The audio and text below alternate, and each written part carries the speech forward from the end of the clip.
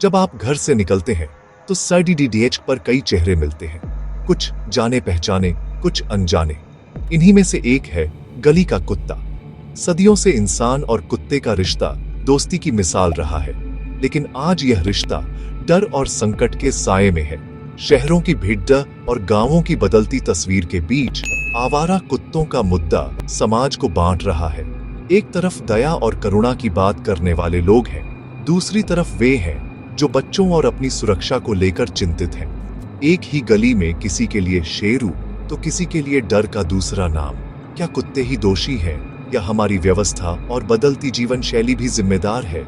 जब हम किसी बच्चे पर कुत्तों के हमले की खबर पढ़ते हैं तो डर लगता है, वहीं किसी बीमार या भूखे कुत्ते को देखकर दया भी आती है।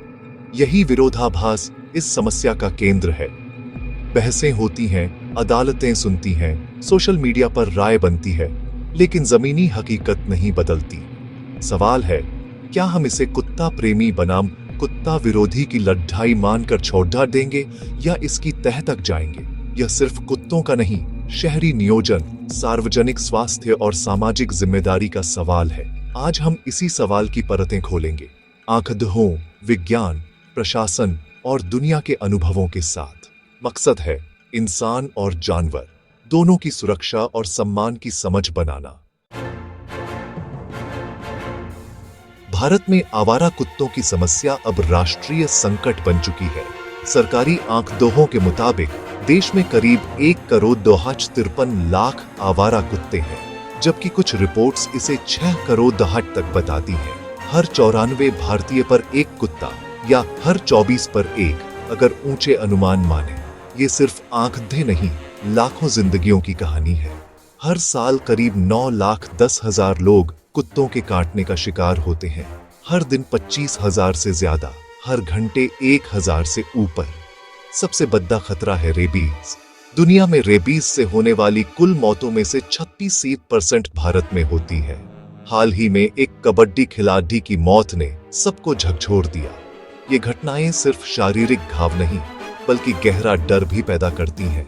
इन आंकड़ों का मकसद डर फैलाना नहीं, बल्कि समस्या की गंभीरता दिखाना है।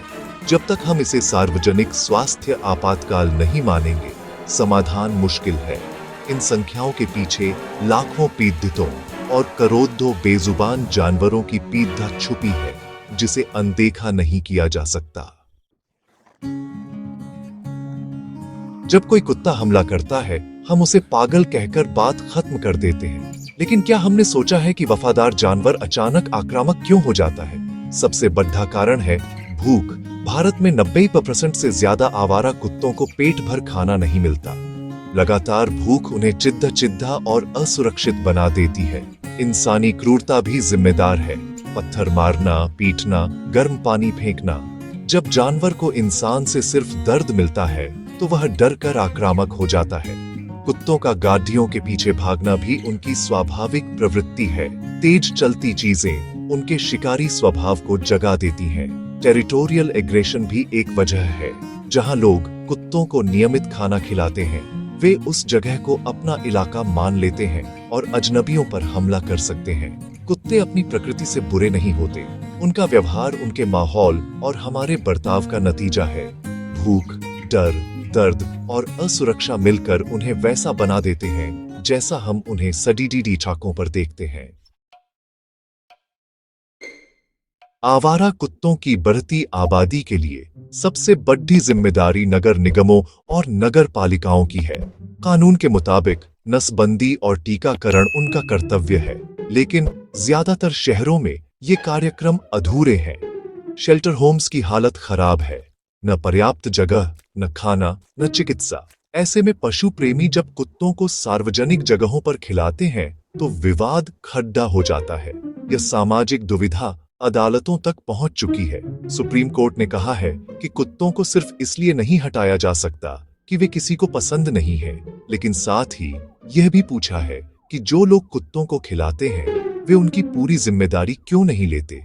नगर निगम अपनी जिम्मेदारी निभाने में नाकाम है। पशु प्रेमी अपने तरीके से समाधान खोजते हैं और आम नागरिक डर में जीते हैं। जब तक प्रशासन अपनी कानूनी और नैतिक जिम्मेदारी नहीं निभाएगा, समस्या उलझती जाएगी। यह साझा संकट है, समाधान भी साझा प्रयासों से ही निकलेगा। प्रशासन को नेतृत्व करना होगा, समाज को सहयोगी बनना होगा।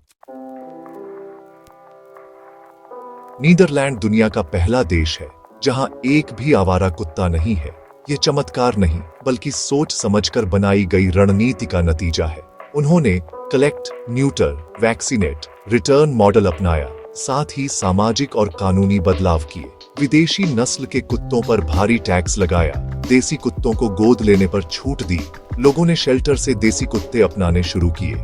राष्ट्रव्यापी, मुफ्त और अनिवार्य नस्बंदी टीकाकरण अभियान चलाया। हर कुत्ते तक पहुंचना लक्ष्य था। जानवरों के प्रति क्रूरता पर सख्त कानून बनाए, भारी जुर्माना और जेल की सजा। एनिमल पुलिस फोर्स बनाई। नीदरलैंड का मॉडल दिखाता है, सिर्फ कुत्तों को पकड़ना समाधान नहीं, कानून, सामाजिक व्यवहार और सरकारी नीति, तीनों को साथ चलना होगा। भारत को इससे सीखना चाहिए, लेकिन अपनी परिस्थितियों के अनुसार। नीदरलैंड का मॉडल प्रेरणादायक है, लेकिन भारत में हूबहू लागू करना संभव नहीं। हमें व्यावहारिक, चरणबद्ध रणनीति चाहिए। सबसे जरूरी है एनिमल बर्थ कंट्रोल (एबीसी) कार्यक्रम को युद्ध स्तर पर लागू करना। हर शहर, कस्बे, गांव में कुत्तों की गिनती, नस्बंदी और टीकाकरण। शेल्टर होम्स को विकेंद्रीकृत करें। हर मोहल्ले में छोटे फीडिंग और केयरिंग सेंटर बने, जहां खाना, पानी, टीकाकरण और स्वास्थ्य जांच हो।